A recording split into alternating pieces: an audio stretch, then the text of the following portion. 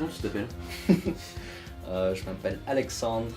Alexandre, t'es ingénieur du son. Oui. Et donc on sait que le métier d'ingénieur du son, c'est quand même un métier capital dans la production musicale. Ouais. T'es musicien à la base. Oui. Qu'est-ce qui t'a, toi, motivé à devenir cet homme de l'ombre? Alors, donc j'ai appris la basse à l'âge... Enfin, j'avais 14 ans. Et puis j'ai commencé à composer des morceaux que je voulais immortaliser. Et du coup, mon père m'a donné un petit magnétophone à cassette et sur lequel j'ai enregistré mes sons. Et quand j'ai réécouté ma basse, j'étais très déçu. Il n'y avait plus la rondeur des notes, il n'y avait plus le son grave de la basse, enfin, tout ça avait disparu. Donc du coup, je me suis penché un peu plus sur le domaine de l'enregistrement. Du coup, j'ai fait un stage de 3 mois dans un grand studio d'enregistrement dans Paris. Et quand j'ai assisté à ma première session d'enregistrement, j'étais bouche bée. Quand j'ai vu l'ingénieur du son travailler avec l'artiste, je le voyais poser des questions, apprendre à le connaître, etc. Et passer à l'étape de l'enregistrement, à bouger les micros pour obtenir un son précis de ce qu'il voulait. Et puis aussi à toucher les boutons de la console, j'étais là comme un fou, je fais oh, putain, je veux faire ça, moi je veux faire ça. J'étais vraiment genre aspiré par ce métier, ce qui m'a poussé à devenir ingénieur du son aujourd'hui. C'est quoi la différence entre un ingénieur son dans la musique et un ingénieur son dans l'audiovisuel ou le cinéma? Dans les deux domaines, il faut savoir ce que l'on a envie de transmettre. Dans l'audiovisuel, on a envie d'entendre une image. Dans la musique, on a envie de créer une image. Voilà. Donc ton métier d'ingénieur son, ça consiste à capter, enregistrer et essayer de retranscrire les émotions des artistes qui viennent te voir. Tout à fait. Pour enregistrer leurs morceaux. Est-ce que tu peux m'expliquer le côté artistique et comment toi tu arrives à poser ta patte sur le projet de quelqu'un d'autre?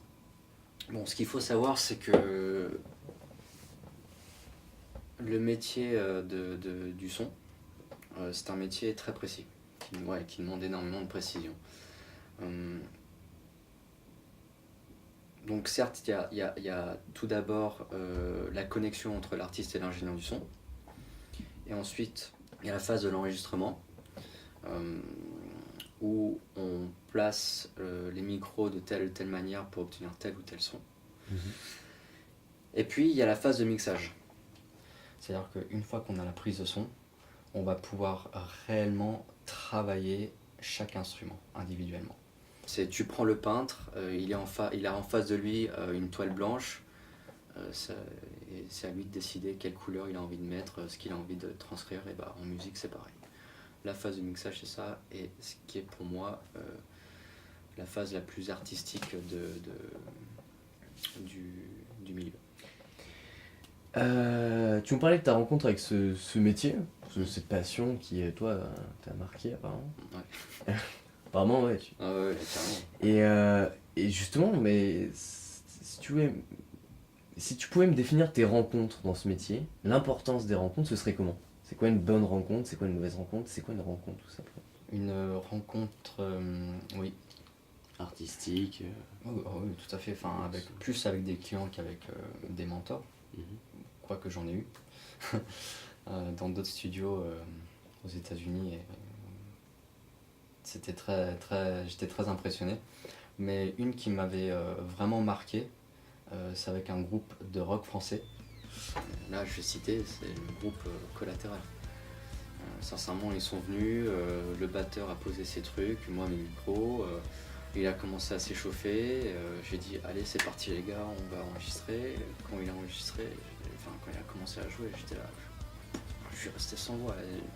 la précision, enfin, tout y était. C'était professionnel. Et quand tu travailles avec des artistes professionnels, ça fait de ton métier un métier très facile.